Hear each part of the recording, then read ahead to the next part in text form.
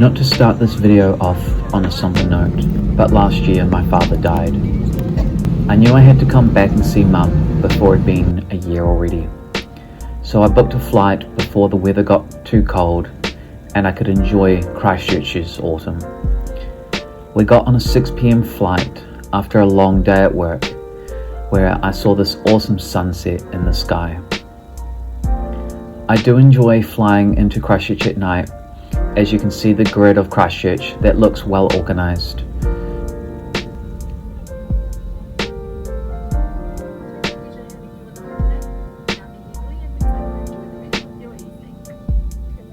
We got into the town late and got some food.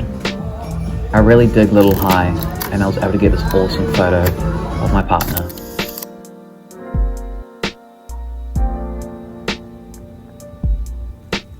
I also took this photo that I've been wanting to take for a while on Cinestill 800T. This photo isn't exactly what I imagined, but came out pretty good nonetheless. The next day I worked from home, helping my family out, and got this photo of my brother. I still find shooting handheld on the RB67 extremely difficult, and keeping focus is hard. I think I'm forgetting to lock the focus in, causing it to slip out. After a long day at work, working on both work and the house, we went ahead and got some classic Kiwi fish and chips for dinner.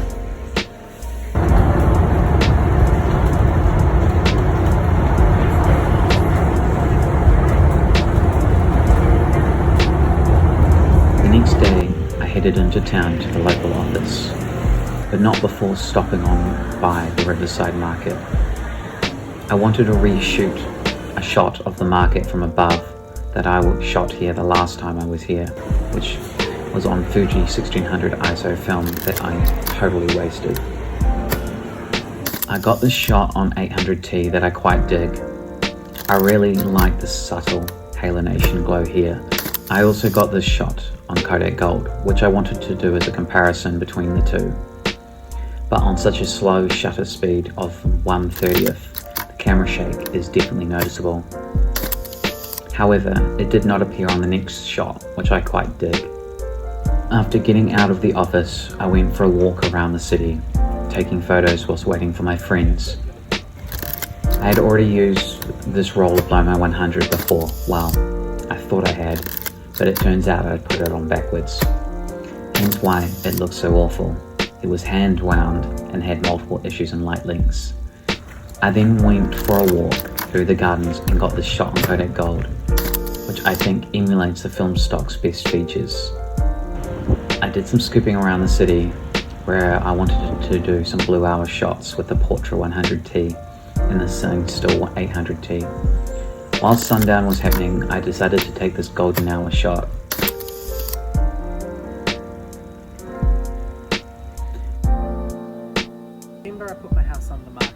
I then caught up with my mate James, and we catched up whilst we were walking around for a bit whilst I was taking photos. These photos were not exactly how I imagined them, how I thought they would turn out. But that's what happens when you're shooting tungsten-based film in natural light. Though the artificial light does have a little bit of pop, I'm not as big fan of how it's handled the natural light. We then walked a bit back to the CBD. I was really hoping to do some cool photos of the giant neon sign, "Everything is going to be alright." A cliche, I know. To my dismay, they were missing a number of the working lights.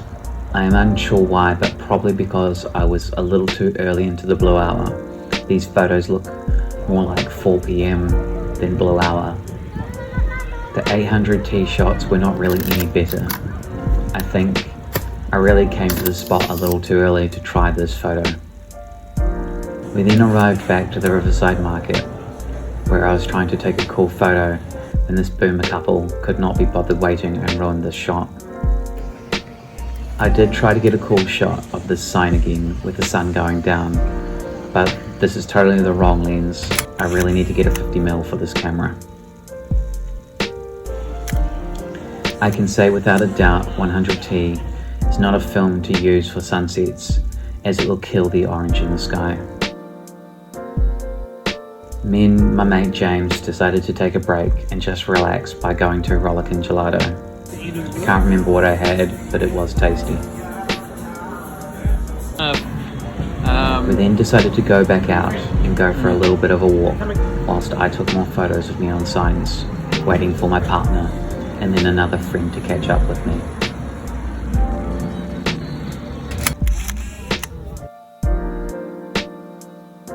I wanted to do another photo of the convention center, but this time with a tripod, so I could get a more correctly exposed photo.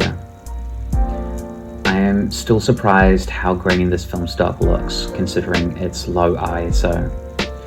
It was supposedly fridged or frozen, so I was hoping it would be in better quality.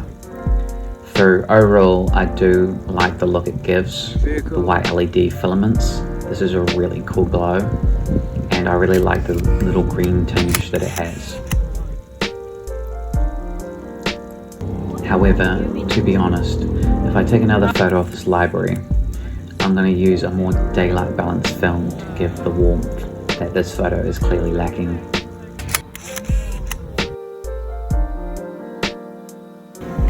We then stopped around 7 PM to go get some food and went to this Korean restaurant, which was just what we needed, where my friend Hemi joined us.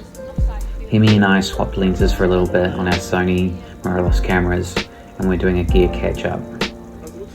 James left after that, and the rest of us went neon sign hunting, and I decided that this would make for a cool photo. And I was right. Out of all the 100T Portra photos, this might have been the very best one. We then walked past a part of town that has a few neon signs. I decided to shoot the mega sign this time, not close up as I always do. It came out okay, but not really what I was going for, especially because it wasn't as glowing as you can see in the video before it. On the other hand, I do like how the 100T handled the light in this shot of the H&M store. We then decided to walk over to Regent Street to see if we could take some cool photos. On the way there, we saw this crane perched up on this dirt pile and was glowing underneath the spotlights. The photo didn't work as well as I'd hoped. I wanted something that said Christchurch recovery is happening, but this photo just feels a little meh. We then spotted the Isaac Theatre Royal, and it was bathed in these really cool red and orange tones. I should have meted this on my phone, as it took a while due to the cars moving around me to take, and it sucks that it turned out poorly. I find sometimes the inbuilt meter in my Minoltas doesn't hit right. Walking along Regent Street, we did find these two cool neon signs. However, one of them was a lot brighter than the other. We did also come across this cool jazz band playing, but 100 ISO film is too slow in these situations, so it did not work out that well. Next time I am here at this cool laundry spot, which looks like a hidden speakeasy, we're going to do another photo. I just didn't have much film left at the time and had planned for something else.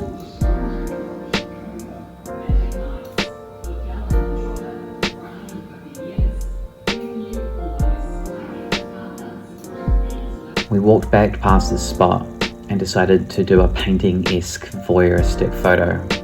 Not really my thing, and this was definitely the wrong lens film combo for this kind of shot. We then walked back past H&M and I saw potentially a really cool photo, and this is what the 28mm very wide lens is perfect for. It would be perfect to take photos of all 3 levels of the building, and this film stock would look great in this environment, and I was right. So we got back home and it was extremely foggy and moody, and the orange light from the street lamp was hitting just right. So I decided it would be a good test for the 100T, and I was kind of right. We then got up early-ish on Saturday, as it was a good day. I wanted to head out and capture the city's autumn, as Wellington's is pretty evergreen and doesn't contain much autumn yellows. But before we really did all that, I wanted to head to the farmer's market to get some cool photos, but also get some lunch. I tried to get a good shot of the Bacon Brothers truck at the market, but this roll of Lomo 100 was just saying no. I walked around for a little bit, and because we came near the end of the market, there wasn't much people and it was easier to get shots. But again, this roll of Lomo 100 was not having it. I think that it's going to be a long time before I can reattempt this shot, but I definitely want to.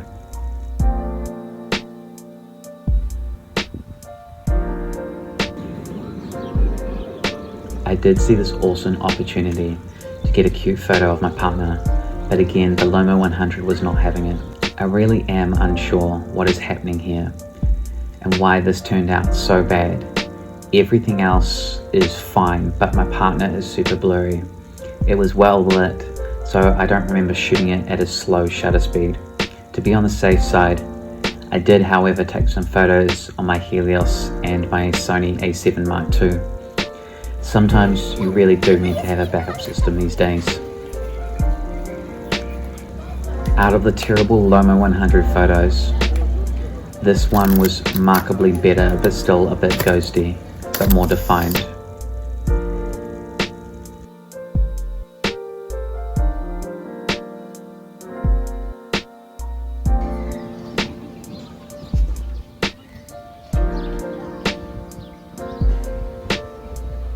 After the market, we decided to use up our time in what was a rather golden day walking around the Botanic Gardens, hopefully able to get some great full photos. There was a number of shots I did not take, but of the ones I did, it didn't matter how picky I was. The Lomo 100 was on fire, wow, light leak fire, but it kind of works on this photo of this art piece. I finished my roll of Lomo 100 and put in my roll of Lomo 400, which came out much better.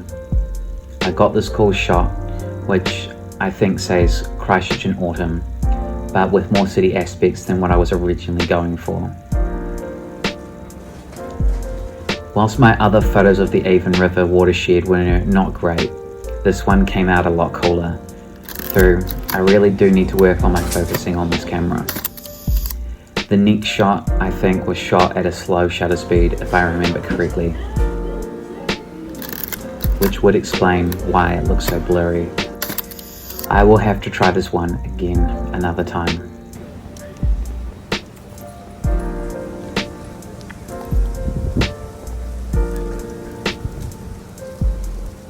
This one was also difficult to shoot. The mix of colours was a must, even if the subject matter is hard to refine in the shot. Again, it's a little bit of out of focus, unsure if it's just me or if the mirror needs adjusting. Believe it or not, I've lived in Christchurch for over 2 decades, but I swear I've never been in this part of the Botanic Gardens. I never knew where it was.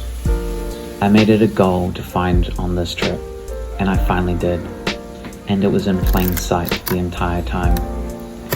I've really wanted to take photos in here, and I know I want to do some infrared shots here in the future. When I was in the greenhouse, it looked a little dim, so I wasn't trusting my light meter when it said I could take some handheld photos in the room. But to my surprise, these photos actually came out not too bad.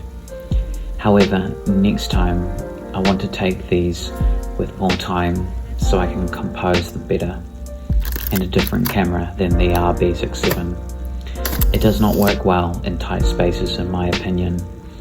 It is very hard to frame, and even harder to not have random subjects turn up in your photos. We then had a quick catch up with my friend Sam, who I usually do one portrait shot of every time I see him, just so that he can update his profile picture. Otherwise, I'm afraid he may never do so. This may be the best portrait I've taken on the RB67 so far.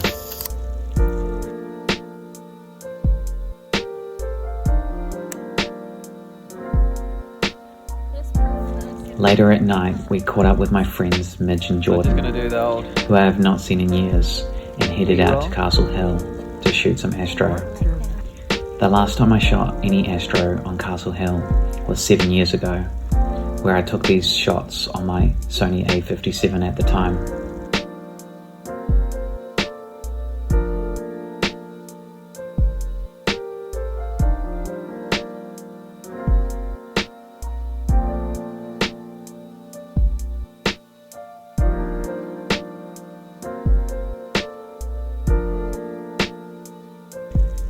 It was a lot of fun being out here, and it was fun just being under the stars and taking photos of the Milky Way.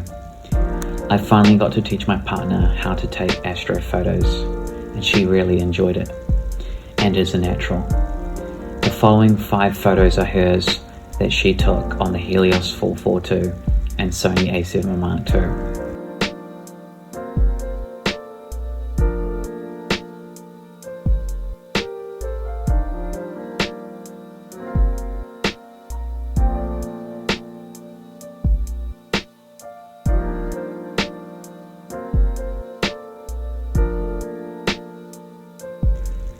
For quite a number of years, but especially in the last 2, I've really wanted to do an astro photo on film, and I saved 3 photos of 800T and 100T combined, and I got this one shot on the 800T that came out, and it came out really good for a first attempt astro film photo.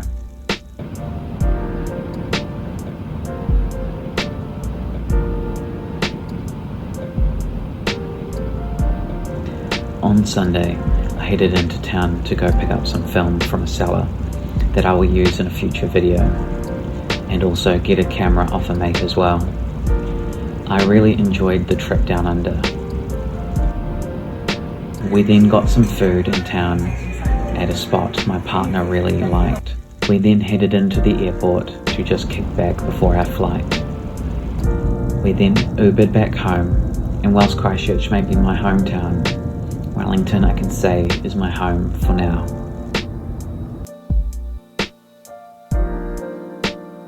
Okay, so I came back with this GoPro kit from my mate.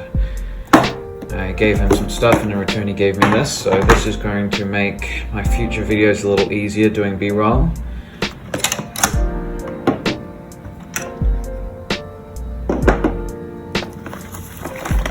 It even has a whole strap here, so I can just put this on my chest whilst I go for walking, but most likely I'm going to have this GoPro attached to my camera.